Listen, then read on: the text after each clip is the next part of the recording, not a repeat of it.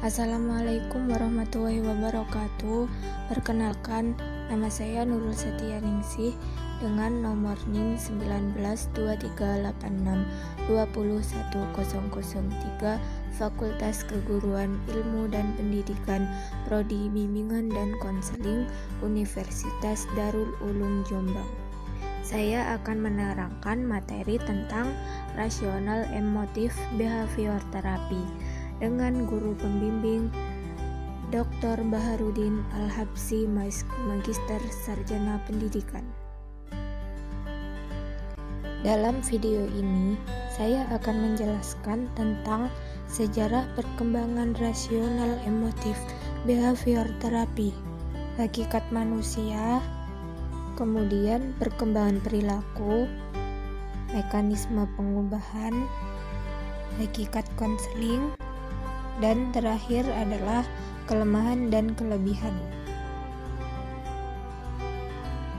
Pertama, saya akan menjelaskan tentang sejarah perkembangan rasional emotif behavior terapi, yaitu pada tahun 1947 sampai 1953, Ellis menggunakan terapi psikoanalitik, namun ia merasa tidak puas.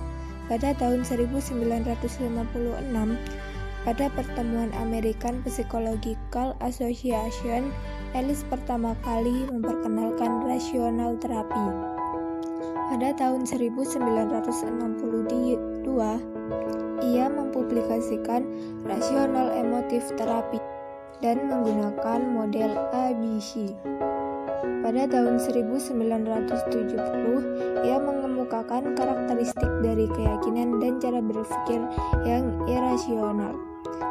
Pada tahun 1993, Ellis mengusulkan nama baru, yaitu rasional emotif behavior terapi, yang merupakan salah satu bagian dari kognitif behavior terapi. Yang kedua, saya akan menjelaskan tentang hakikat manusia, yaitu lahir potensi rasional dan irasional, predisposisi untuk self-preservation, berpikir, bahagia, aktualisasi diri, manusia dapat berbuat salah, dan terakhir, makhluk berbicara pada diri, mengevaluasi diri, dan mendukung diri. Maksud dari hakikat manusia di atas yaitu manusia dilahirkan dengan potensi atau kecenderungan untuk berpikir rasional dan irasional. Manusia dapat melakukan self-talking, self-evaluation, dan self-sustaining. Manusia dilahirkan dengan memiliki kecenderungan untuk mengembangkan dan mengaktualisasikan dirinya. Manusia belajar dan menciptakan keyakinan yang mengganggu yaitu irasional dan terus mempertahankan pemikiran itu melalui self-talking. Manusia memiliki kemampuan untuk mengubah proses kognitif, afektif, dan tingkah lakunya. Pandangan irasional yang merupakan sumber perilaku irasional, yaitu 1.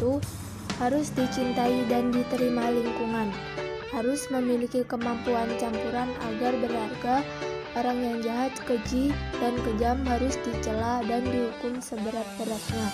Terjadi peristiwa yang tidak dikehendaki, maka adalah bencana besar.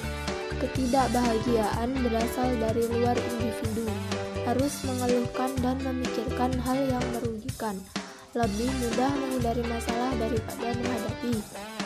Diperlukan bergantung kepada orang yang lebih kuat. Masa lalu menentukan perilaku saat ini dan tidak bisa diubah. Harus perhatian dan gelisah tidak masalah dengan kondisi orang. Hanya ada satu jawaban untuk tiap masalah, dan jika tidak ditemukan jawaban tersebut, maka adalah bencana besar.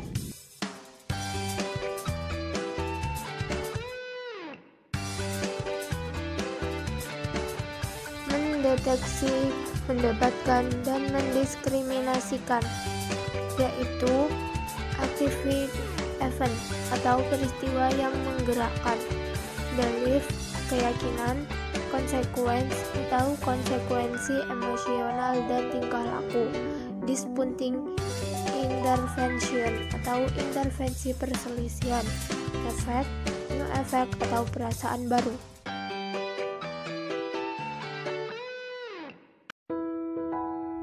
Berikut adalah diagram proses individu mengatasi masalah yang berhasil. Pertama yaitu individu dengan kebutuhan dasarnya, kemudian berbuat untuk memenuhi kebutuhan dasarnya. Berhasil, ya, terus berkembang pola pikir rasional, aktualisasi diri atau pribadi sehat, dan terakhir berhasil mengatasi masalah.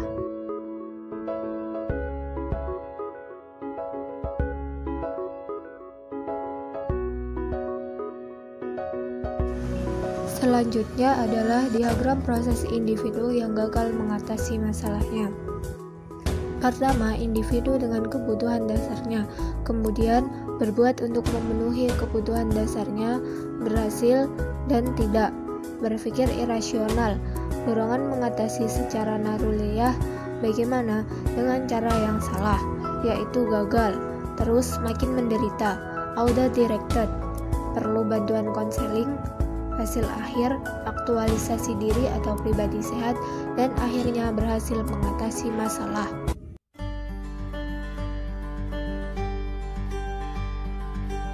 Activating event, pleasant, unpleasant, what happened, what the client perceived what happened.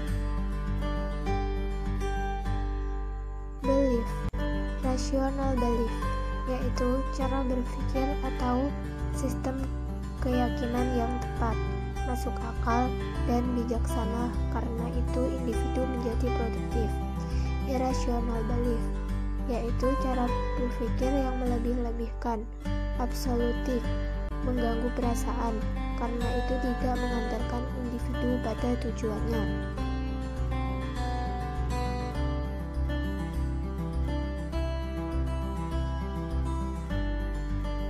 Disputing.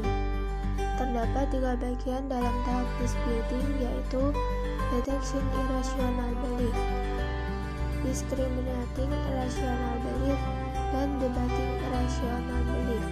Detection irrational belief yaitu konselor menemukan keyakinan klien yang irasional dan membantu klien untuk menemukan keyakinan irasionalnya melalui persepsinya sendiri. Discriminating irrational belief yaitu biasanya keyakinan irasional diungkapkan dengan kata-kata harus, pokoknya, atau tuntutan-tuntutan lain yang tidak realistik, membantu klien untuk mengetahui mana keyakinan yang rasional dan yang tidak rasional. Dan terakhir, debating irrational belief. Ada beberapa strategi yang dapat digunakan, yaitu the lecture or mini lecture atau memberikan penjelasan, Socrates debat, mengajak klien untuk beradu argumen, humor creativity seperti cerita, metaphors, dan lain-lain. Dan yang terakhir, self-disclosure atau keterbukaan konselor tentang dirinya, atau kisah konselor dan lain-lain.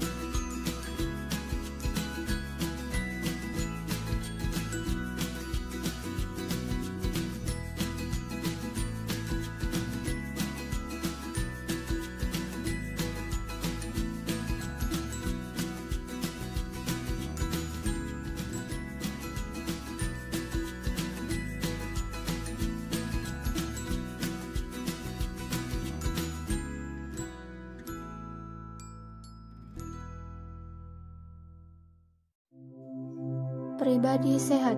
Dalam perspektif pendekatan rasional emotif behavior terapi, tingkah laku sehat adalah individu yang dapat berpikir secara rasional dalam menghadapi setiap rangsangan terhadap dirinya. Pribadi bermasalah. Dalam perspektif pendekatan rasional emotif behavior terapi, tingkah laku bermasalah adalah merupakan tingkah laku yang didasarkan pada cara berpikir yang irasional, yang terdiri dari demand about self, demand about other, demand about the world and our condition. Hakikat konseling rasional emotif behavior therapy merupakan kombinasi dari strategi kognitif, tingkah laku, dan emosi. Inti dari rasional emotif behavior therapy adalah untuk mempertentangkan to dispute pemikiran-pemikiran yang irasional.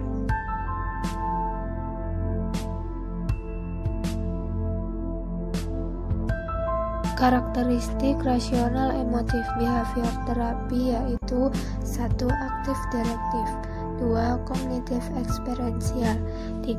Emotif eksperiensial, dan terakhir behavioristik. Aktif direktif yaitu bahwa dalam hubungan konseling, konselor lebih aktif membantu mengarahkan klien dalam menghadapi dan memecahkan masalahnya, atau proses terapi atau konseling terlihat seperti proses mendidik.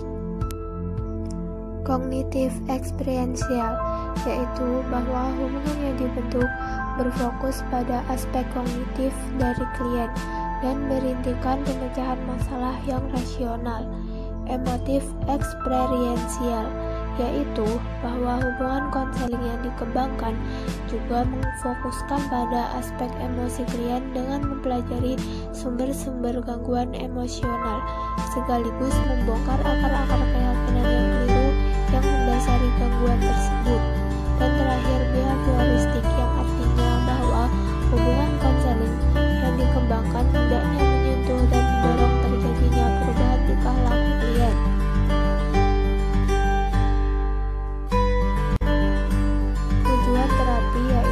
Membantu klien menuju pada individu yang sehat, mengajarkan klien tentang bagaimana mengubah tingkah laku dan gangguan-gangguan emosional yang merusak diri sendiri seperti rasa takut, rasa bersalah, rasa berdosa, rasa cemas, rasa was-was, dan rasa marah, memperbaiki dan merubah sikap, persepsi, cara berpikir, keyakinan, serta pandangan-pandangan klien yang irasional dan tidak logis, menjadi pandangan yang rasional dan logis agar klien dapat mengembangkan diri, meningkatkan self-actualization seoptimal mungkin melalui tingkah laku kognitif dan afektif yang positif, membantu klien untuk memperoleh penerimaan diri dan orang lain tanpa syarat.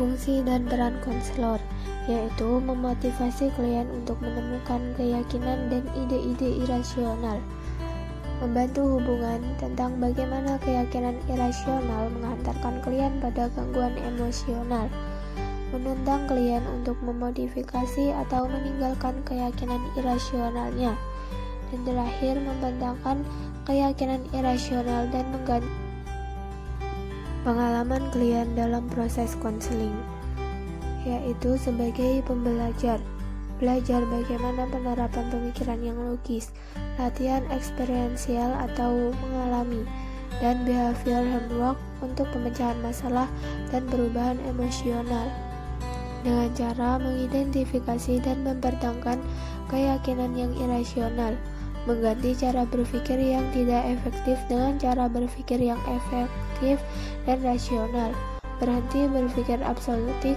menyalahkan dan mengulangi keyakinan yang salah, berfokus pada pengalaman di sini dan sekarang.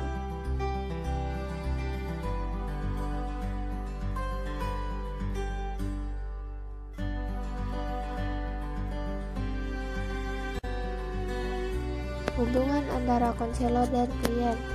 Hubungan terapeutik yang insentif tidak diperlukan, tetapi rasional emotif behavior therapy menerima semua klien tanpa syarat dan mengajarkan klien untuk menerima dirinya sendiri dan orang lain secara tidak bersyarat atau unconditionally.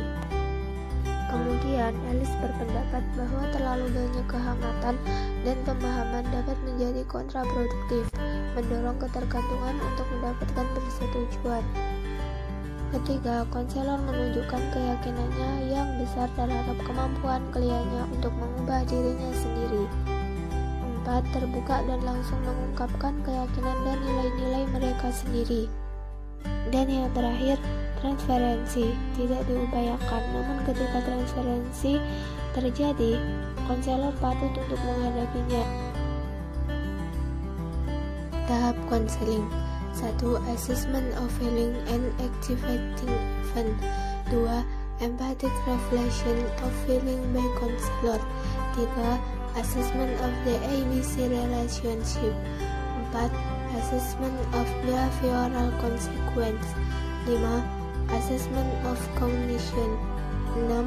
Counselor summarizes ABC assessment text. 7. Counselor guides client toward solving problem or disputing affects no failing.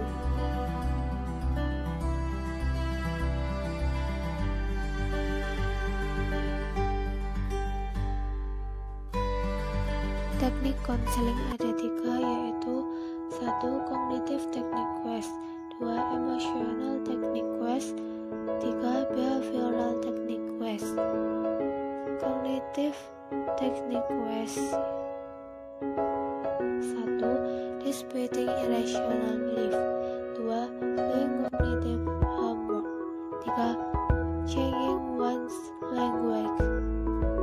Disputing irrational belief yaitu jika saya tidak mendapatkan apa yang saya inginkan, hal itu bukanlah merupakan akhir dunia atau kehidupan. Doing cognitive homework yaitu menerapkan teori ABC dalam menghadapi masalah kehidupan sehari-hari, menempatkan diri dalam situasi yang berisiko untuk menantang keyakinan membatasi diri atau self-limiting, dan mengganti pernyataan diri atau self-statement negatif dengan pesan yang positif. Dan terakhir, changing one's language, yaitu hal itu akan sangat mengerikan atau hal itu akan merepotkan dan lain-lain.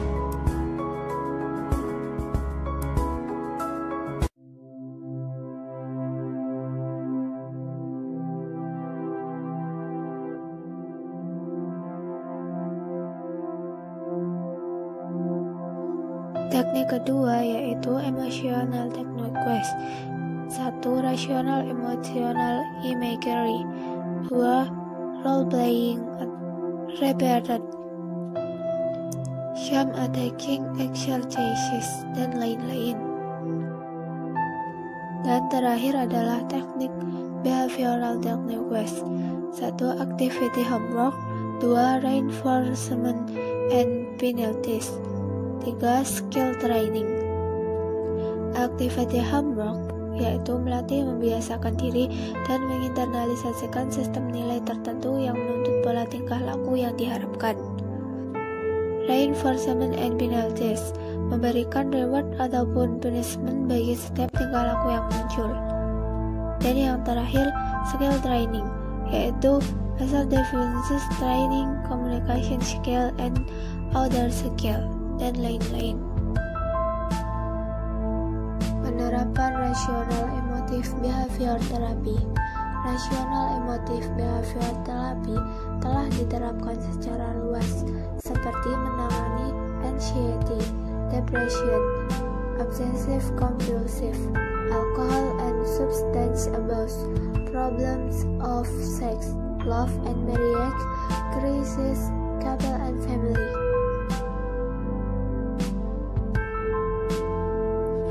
Kelebihan rasional emotif behavior therapy.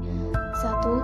Dapat mengubah keyakinan irasional atau irrational belief dengan cara menentang dispute pola pemikiran yang salah dan negatif. Berfokus pada bagaimana individu menafsirkan dan bereaksi terhadap peristiwa yang terjadi pada dirinya. 3. Mengajarkan kalian cara untuk melakukan terapi sendiri tanpa tergantung pada konselor, yaitu dengan cara metode belajar aktif. 4. Memiliki strategi intervensi yang lengkap, mencakup teknik kognitif, emotif, dan behavioral atau kombinasi. Dan terakhir, meyakinkan klien bahwa pola pikir yang baru akan menghasilkan kehidupan yang lebih baik.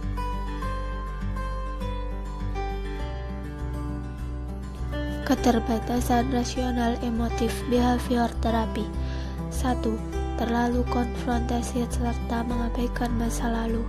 2. Kurangnya pengakuan emosi. 3. Melibatkan tugas banyak dan rumit. 4. Klien harus melakukan laporan rumit.